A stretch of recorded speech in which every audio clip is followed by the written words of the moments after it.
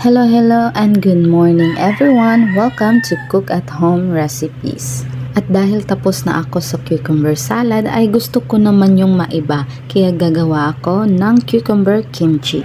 Ang una kong ginawa ay hinugasan ko ng mabuti itong pipino at saka ko ito hiniwa ng maninipis. At pagkatapos ko ito hiniwa ay nilagyan ko ito ng asin at binabad ng 10 to 15 minutes. So habang nakababad yung pipino ay naghiwa naman ako dito ng 2 cloves ng garlic. Kung gusto mo ng maraming garlic sa kimchi mo ay pwedeng pwede. After 15 minutes itong cucumber natin ay nagtutubig na. So ang kailangan natin gawin ay alisin natin ito at saka natin ito huhugasan ng 2 beses. So dito naman tayo sa paggawa ng ating kimchi mixture. Sa ating bowl ay pagsamahin lang natin yung mga sangkap simula sa brown sugar, pwede din yung white sugar, good sugar flake, soy sauce, vinegar, sesame oil, yung garlic na hiniwa natin kanina, asin at sesame seeds.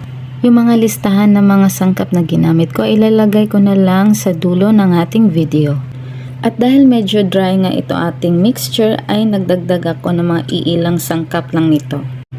Hello mga ka-recipes! Pwedeng paki-comment sa baba kung taga saan ka para malaman ko kung saan umabot ang video na ito.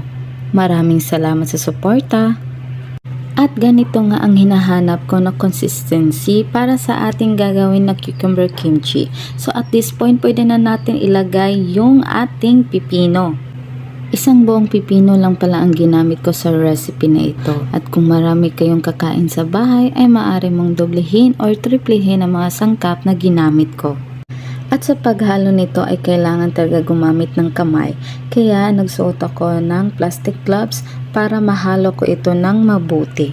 Hindi pala ito maanghang, kaya kung type mo yung maanghang na kimchi ay magdagdag ka lang dito ng chili flakes. So after natin ito mahalo ay pwede na natin itong i-transfer sa ating lagayan na merong takip at pwede na natin ito ipang stock sa ating ref at gagawin nating ulam lalo na kung wala tayong maisip na ulam.